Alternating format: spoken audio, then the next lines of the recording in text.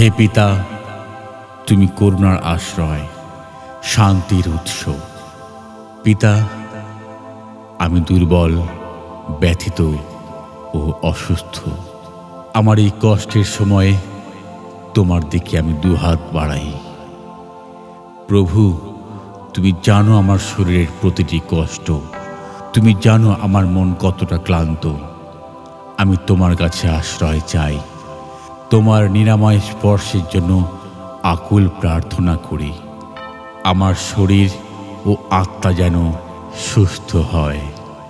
তুমি আমাকে ধৈর্য দাও, সাহস দাও এবং আশা দাও। এই কষ্টের মাঝেও যেন আমি তোমার ভালোবাসা অনুভব করতে পারি। প্রভু, তোমার যদি ইচ্ছা হয় আমাকে আরোগ্য দাও। আর যদি আমাকে এই কষ্টের মধ্যেই চলতে হয়, তবে আমার হৃদয় যেন তোমার শান্তিতে ভরে থাকে। তোমার উপর আমি ভরসা রাখি, কারণ তুমি সর্বদা আমার সঙ্গে আছো। এই প্রার্থনা পিতা তোমার নামে চাই। আমেন।